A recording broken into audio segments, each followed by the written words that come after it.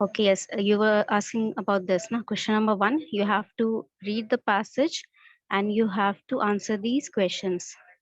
Question number one, two, three, four, right? Four questions are given और उसके लिए आपका पूरा passage पढ़ना ही पड़ेगा. ठीक है, there is no shortcut for that. And exactly for that reasons I have given you this sample paper कि ताकि आप इसको पढ़ के समझ पाएं कि आप किस लेवल तक कर पा रहे हैं. मैंने आपको कहा भी था कि you have to judge what time you are taking to solve each and every question. ठीक है, कितना टाइम आपको लग रहा है so that you can improve. Time management is very important. You told me yourself that English के साथ साथ आपको और भी क्वेश्चंस जो हैं, क्वांट के क्वेश्चन जो है, रीजनिंग के क्वेश्चन मैम जो तो है, वो एक साथ काम ही करिए ना, इसके साथ मैम इसका आंसर भी भेज दीजिए, हम मिला लेंगे फिर हम लोग। आंसर नहीं, आंसर मैं भेज दूंगी, आंसर मैं बिल्कुल भेज दूंगी, आंसर भेजने में कोई प्रॉब्लम नहीं है. We can also discuss this question in class. ठीक है, लेकिन 1 minute.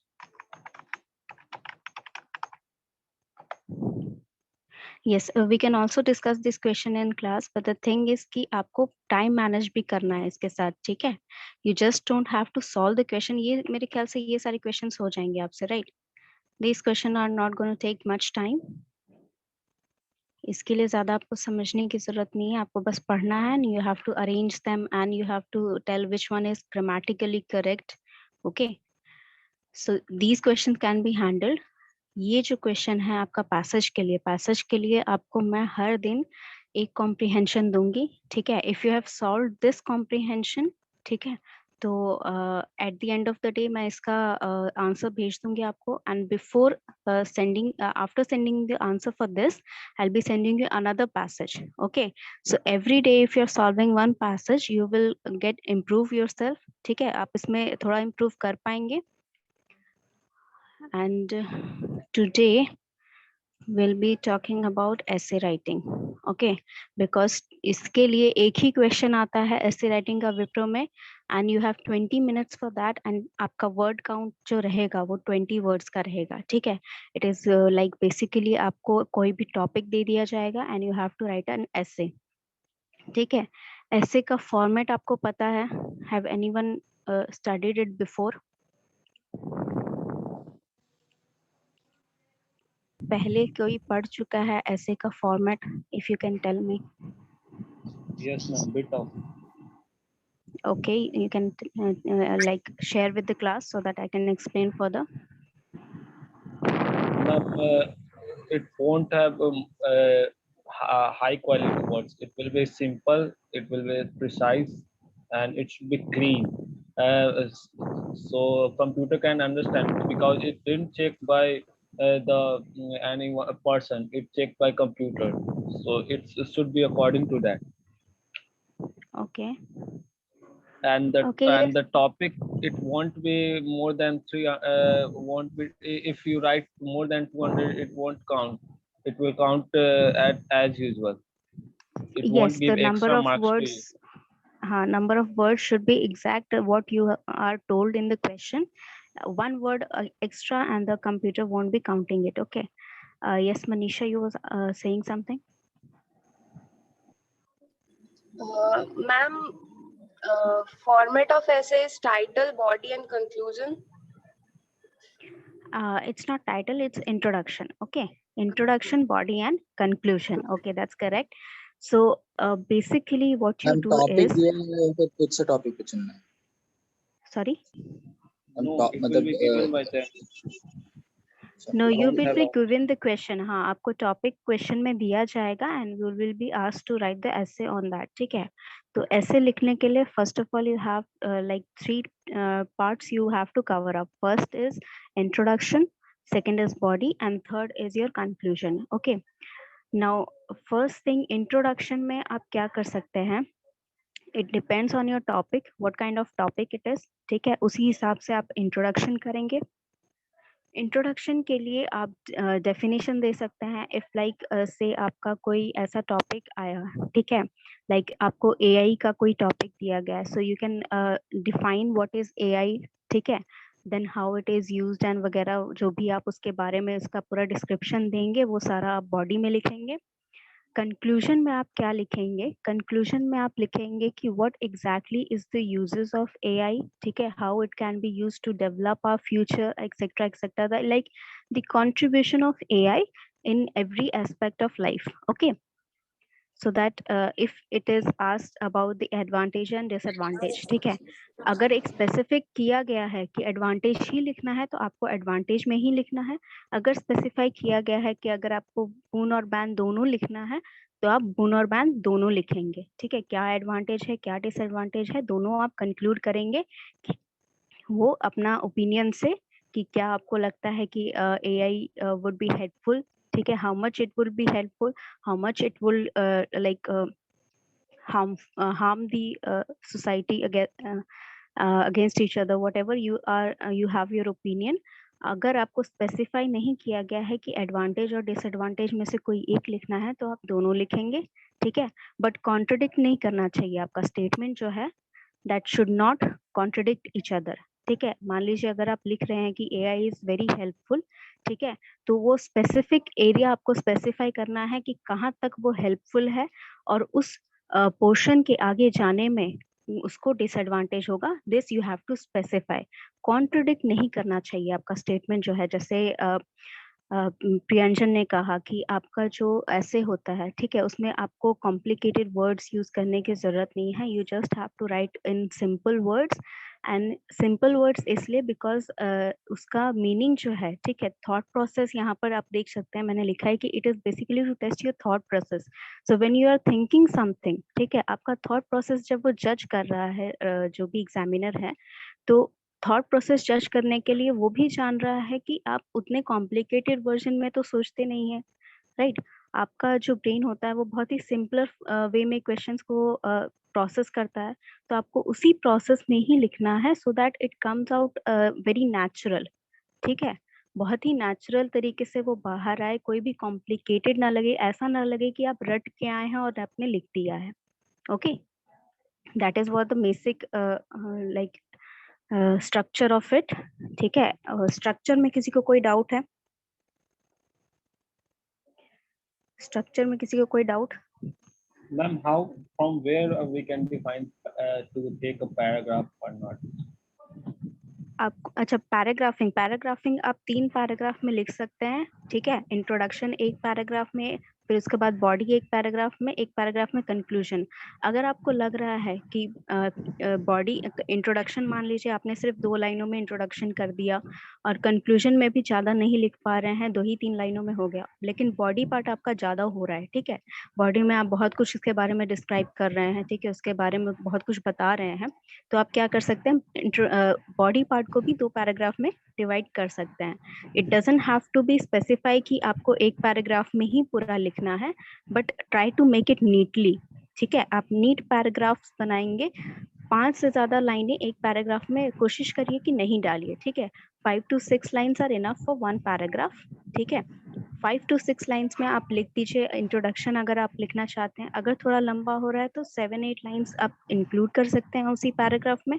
अगर उससे ज्यादा लंबा हो रहा है, like if you are introducing something and you are taking it like 10 lines and 11 lines for introduction, so make it 2 paragraphs. Okay, divide it into 2 paragraphs so that it like appears very neatly and someone if like 200 अगर word मान, compulsory है।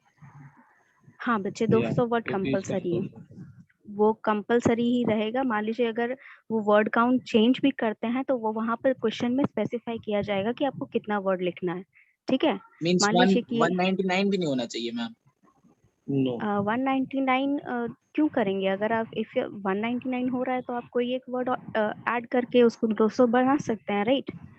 हालांकि जब आप लिखेंगे तो problem 199 की नहीं, प्रॉब्लम आएगी 300 वाली या फिर 210 वाली प्रॉब्लम आएगी। ठीक है, when you once you started writing the essay, ठीक है, तो प्रॉब्लम मेरे ख्याल से ये नहीं आएगी। प्रॉब्लम या तो आएगी आपको that you have concluded everything with in 180 words और 190 वर्ड्स, ठीक है, या फिर 199 वाली प्रॉब्लम नहीं आती है। प्रॉब्लम आती है बेसिकली कि आप बहुत ज्यादा लिख देते हैं। ठीक है, अगर आपको कुछ भी नहीं पता है तो उसमें बहुत कम हो जाएगा। अगर आप बहुत कुछ जानते हैं तो उसको एक नीट पैराग्राफ में इंक्लूड करना, क्या लिखना है क्या नहीं लिखना, वो ज्यादा प्रॉब्लमैटिक होता है।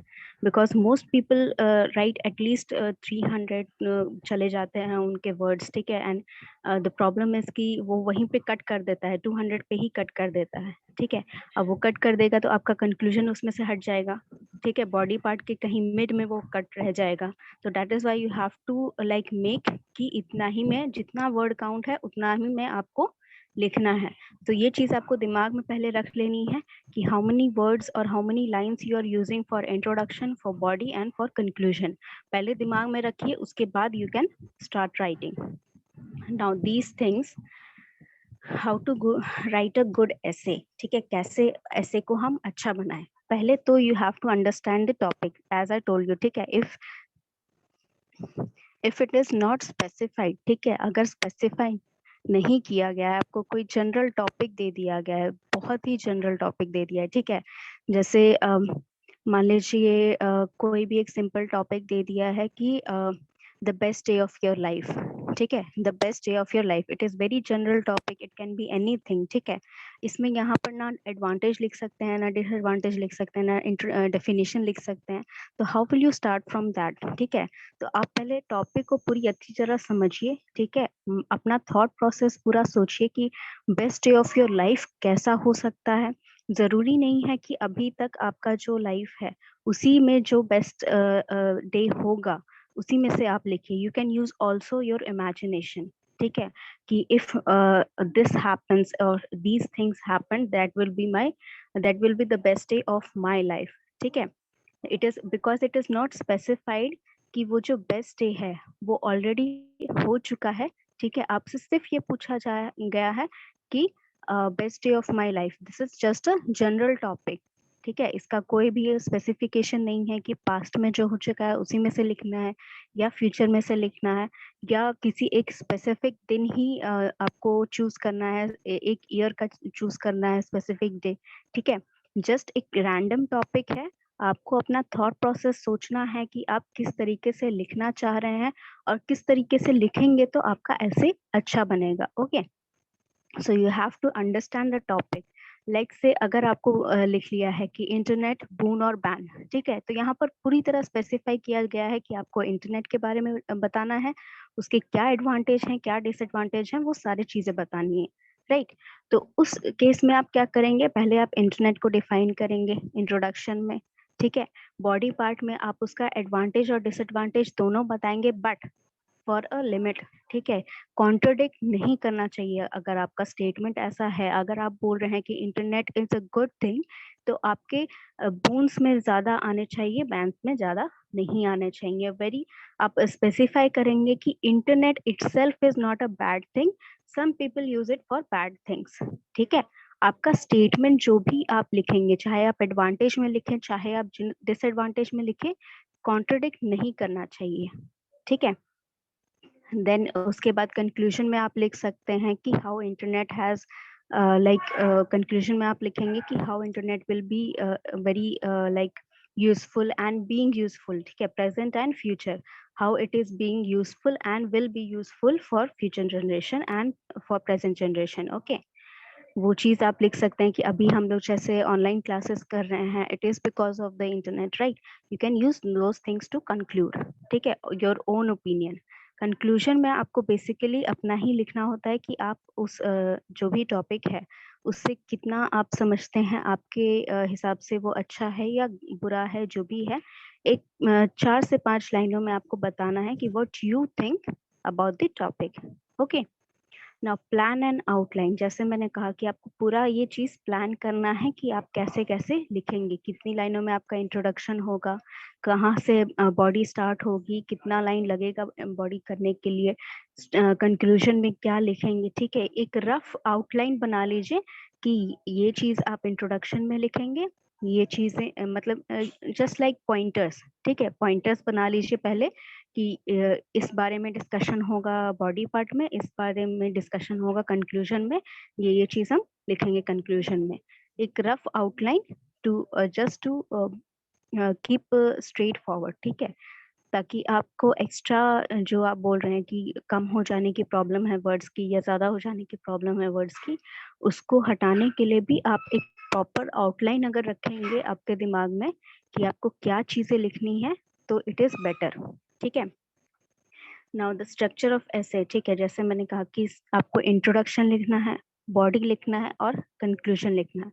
देन लास्ट में you have to check and revise. आपको चेक एंड रिवाइज करने के लिए क्या करेंगे कि आपका इंट्रोडक्शन में, ठीक है, इंट्रोडक्शन सही है कि नहीं, बॉडी सही है कि नहीं, कंक्लूजन सही है कि नहीं, कोई कॉन्ट्रडिक्ट नहीं कर रहा है statement, and then you can lastly count the number of words. ठीक है। If you see there are like counting में वर्ड्स कम पड़ रहे हैं या ज्यादा हो रहे हैं, you can rearrange a few sentences to get the count right. ठीक है। Any doubt in this? इसके लिए स्पेसिफिक 20 मिनट्स मिलता है?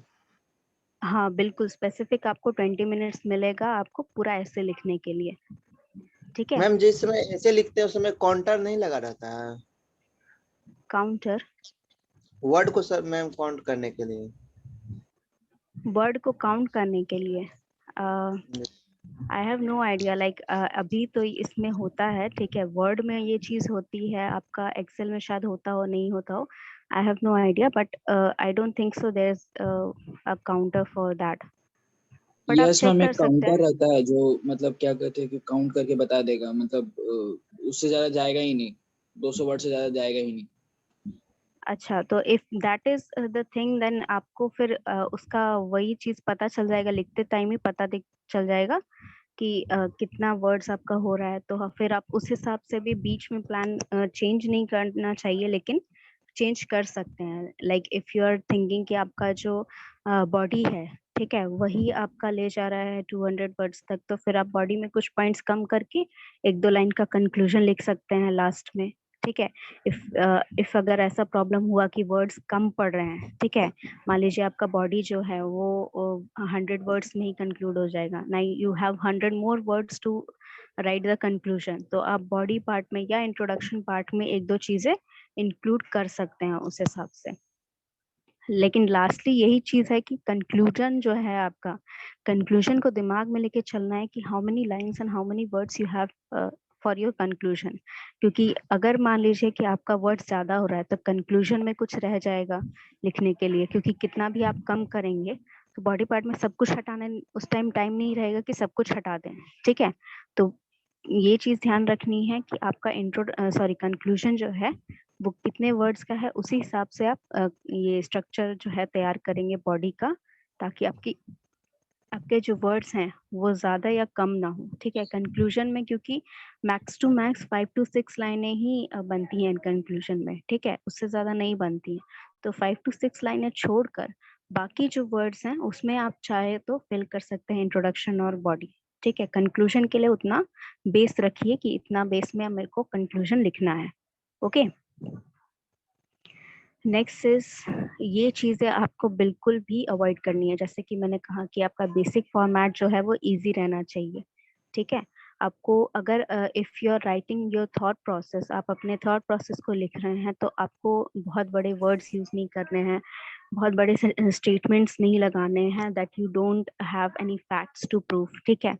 आप कुछ भी उसमें लिख रहे हैं तो you should have something to support your points. ठीक है। आपको पास डाटा या जो भी फिगर्स हैं वो रहने चाहिए, ताकि आपका जो भी आप थॉट प्रोसेस लिख रहे हैं उसमें उस ओपिनियन को आप सपोर्ट कर सके। ओके। और कोटेशंस यू कैन यूज, ठीक है, कोटेशंस लिख सकते हैं बट बहुत सारे कोटेशंस नहीं डालेंगे, 1 or 2 आर इनफ। एक आप इंट्रोडक्शन में लिख सकते हैं, या एक आप बॉडी में लिखें, या एक आप इंट्रोडक्शन एक आप कंक्लूजन में लिखें, या फिर एक बॉडी में एक कंक्लूजन में लिखें। 2 कोटेशंस आर इनफ। ठीक है। 2 से ज्यादा, 3 से ज्यादा तो बिल्कुल आपको लिखनी ही नहीं है, कोटेशंस बहुत सारे नहीं होने चाहिए, because you have to give some data also. ठीक है। कोटेशंस के अलावा आपको डाटा भी देना है, कोई भी टॉपिक अगर हो रहा है तो उसके ऊपर आपको डाटा भी देना है, फिगर्स देने हैं, जो भी आपका इंफॉर्मेशन है वो देना है। तो कोटेशन ज्यादा नहीं होने चाहिए। कोटेशंस आपके तब आप डालिएगा when you are lacking in words for your data. ठीक है। आपका जो डाटा है उसमें अगर वर्ड्स लैग कर रहे हैं तब आप कोटेशंस डाल सकते हैं। यस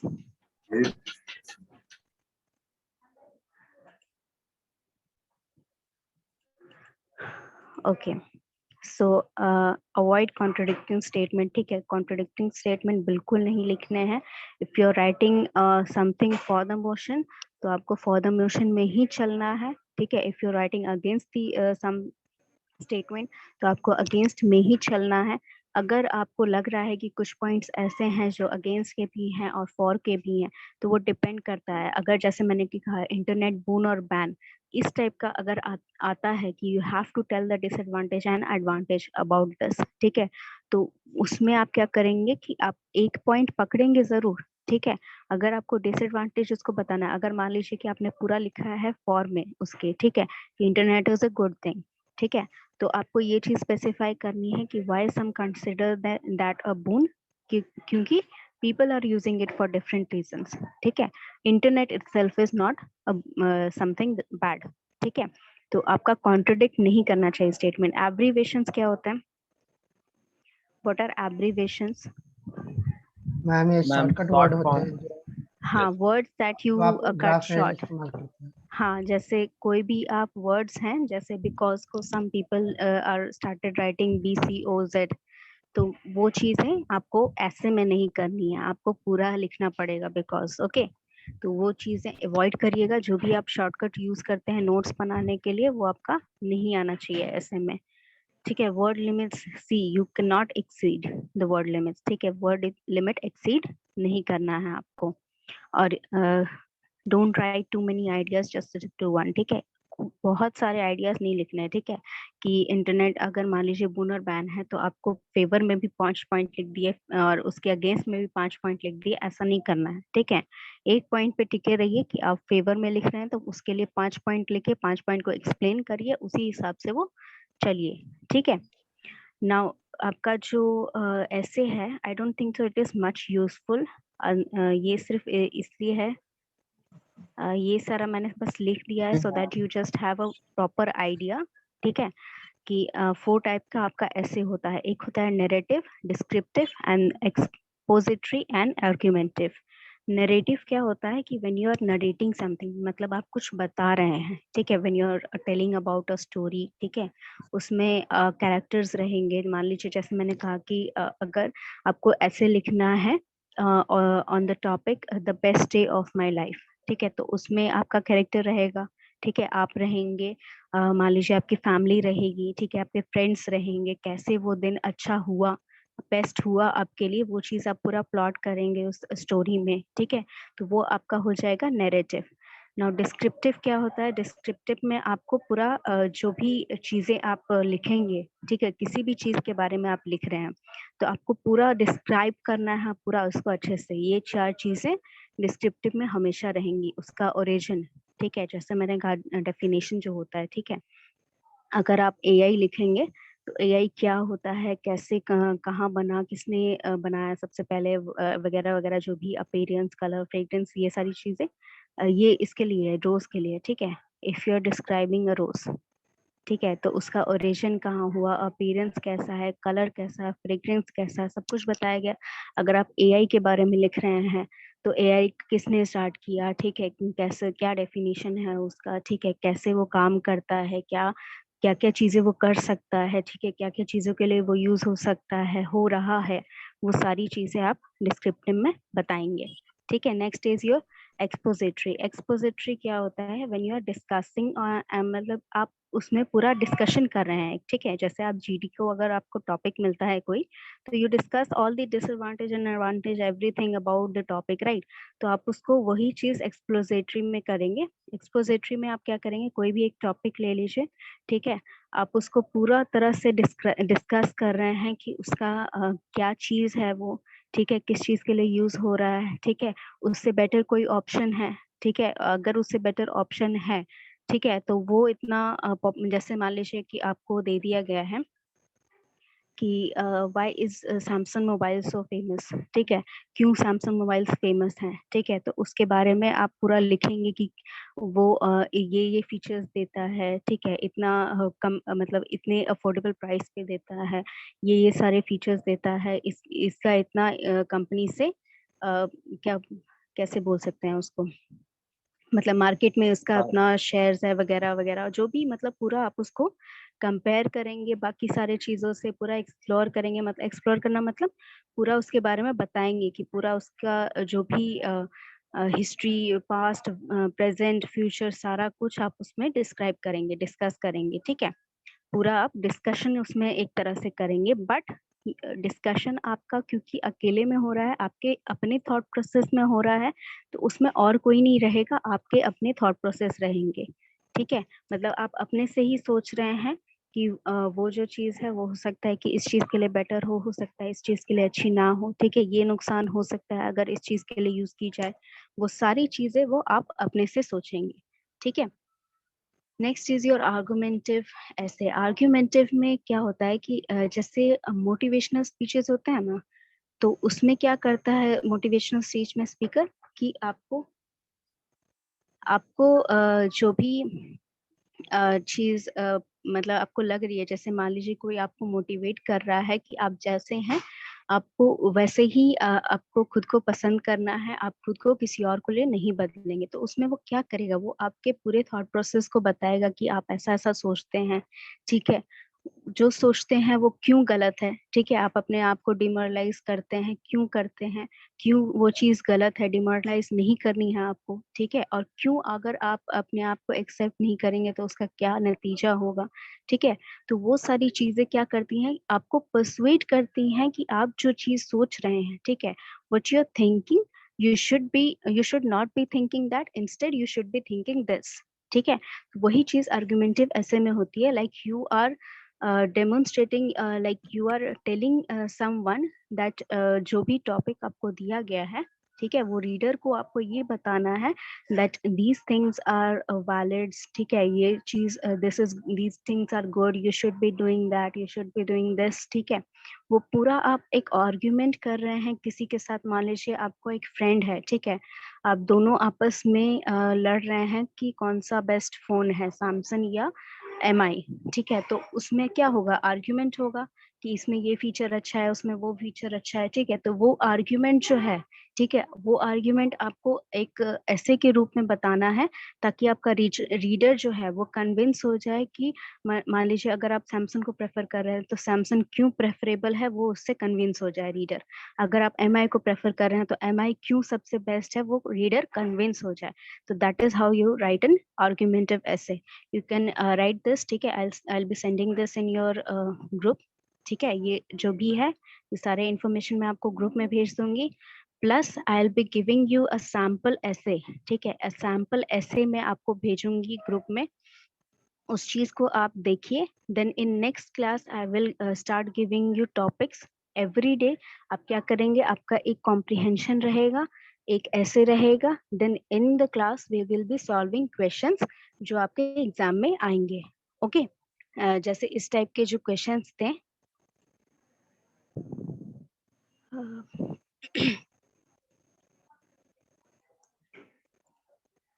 इस टाइप के जो क्वेश्चंस थे, to arrange in meaningful paragraph and to which one is correct, conveying the correct meaning, ठीक है, और fill in the blanks, these type of question will be solving in classroom and I will be giving you a comprehension. Yes, yes, Priyanjan.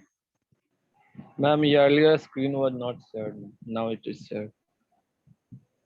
Yes, it takes a time to show to the participants. Okay, can you now see the screen? Yes, ma'am. Yes, Excuse me, so I ma'am. was, yes. Ma'am, I didn't understand the part where you were describing about the contradictive statements of while writing an essay. Can you please give an example? contradictive statements. Okay, contradictive statements are like if you're writing about advantages, like if you're told कि is internet boon or ban. Okay, so you have to stick to a point. ठीक है, आपको एक ही point पे stick करना है कि या तो आप समझते हैं कि internet जो है is a good thing. ठीक है, तो आपको you have to write the whole essay keeping in mind that you are in the for motion. Okay, and if you are writing about against the motion, like internet is not a good thing, so you have to write the whole essay depending on that view कि that internet is not a good thing. आपको कहीं भी contradict नहीं करना है. And if even if you are mentioning a contradictive statement, आप कोई एक statement contradictive लिखते भी हैं तो आपको इस तरह नहीं लिखना है कि वो आपके ही point को contradict कर दे. ठीक है, आप जो तब से बोलते आ जाएं कि internet is a good thing, internet is a good thing, and you're writing something bad about internet, तो आपको वैसा नहीं लिखना है कि internet is bad. You can write कि people use internet for bad things. ठीक है, now you understood? मैम ये वाला Yes, जो ma'am. इंटरनेट वाला जो टॉपिक है मैम, इसमें हम दोनों में बराबर बोलना चाहते हैं तो सही है ना? हम अच्छा भी है नहीं भी अच्छा है तो कॉन्ट्रडिक्ट भी होगा तो और वही चीज मैंने बताई बच्चे. इंटरनेट जो है वो इंटरनेट खुद में अच्छा है या खुद में बुरा है, ये चीज आपको डिसाइड करनी है. एंड मान लीजिए कि आप अगर फॉर द मोशन लिख रहे हैं, मान लीजिए आप अगेंस्ट में लिख रहे हैं, ठीक है, कि इंटरनेट अच्छी चीज नहीं है, ठीक है, उसके कुछ नुकसान हैं जो आप बता रहे हैं, तो अगर आपको बताना है कि उसके कुछ फायदे भी हैं, तो at some limit if we are using internet for our process for good things, ठीक है, like if we are using internet for learning, it is a good thing. If we are using for connecting people from which who can learn, then it is a good thing. ठीक है, contradict आपके पूरे statement को नहीं. अगर आप बोल रहे हैं कि इंटरनेट पूरा खराब है, इंटरनेट अच्छी चीज नहीं है यूज करना, तो वो contradict नहीं करना चाहिए आपके statement में. अगर आप लिख रहे हैं पूरा ऐसे उसमें, तो आप एक ही पॉइंट को पकड़ के चलेंगे कि इवन एक या तो फॉर द मोशन रहेगा कि internet is a good thing. अगर आपको लिखना है कि उसके अगेंस्ट में लिखना है, तो आपको पूरा उसके अगेंस्ट में ही लिखना होगा. And 200 words are enough. You will not be able to find enough space to write both. ठीक है, 200 वर्ड्स में if you are describing your own opinion that internet is a good thing, तो आपके पास मेरे ख्याल से ज्यादा वर्ड्स रहेंगे ही नहीं कि that you can place the disadvantage on that. ठीक है, Okay, ma'am. okay. Anyone else who is having any doubt? जो बच्चे लेट से आए हैं, if you are not able to understand or if you are not asking me, I will be sending this file in your group. ठीक है, उसके बाद आप ये फाइल देख लीजिएगा, चेक कर लीजिएगा. नेक्स्ट क्लास में you can ask me if you are having any doubt. ठीक है, till then what you could do is I am giving you a topic for homework. Okay, आप ऐसे लिख के उस पे ट्राई करिए. ठीक है, and क्या क्या प्रॉब्लम आ रही है, can you write in 200 words, can you write in 20 minutes or not, you can ask me that. Okay, Okay, ma'am. okay, so let's start with an easy topic. Unity is diversity.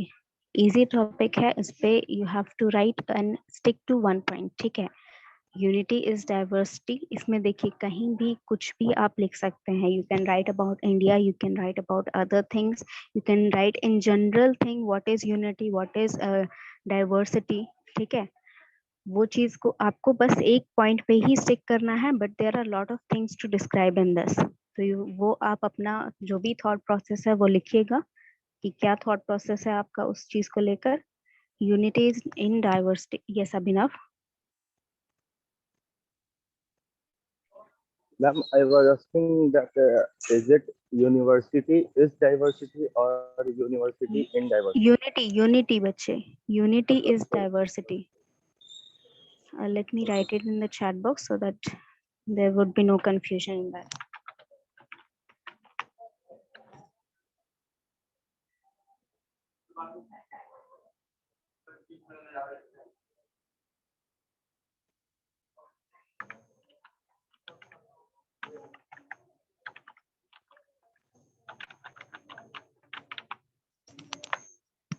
Yes, this is the topic I have given in, you can see in the chat box. Everyone, unity in diversity. ये आपका topic है, ठीक है? इस पे आप खुद से लिखिए, ठीक है? अगर आप नेट से सर्च करके लिख रहे हैं इस पे, तो try to like formulate the words in your own words, मतलब उसको समझ कर, इंटरनेट से जो भी डाटा मिला है उसको समझ कर अपने वर्ड्स में लिखने की कोशिश करिएगा. Okay, it will be more helpful.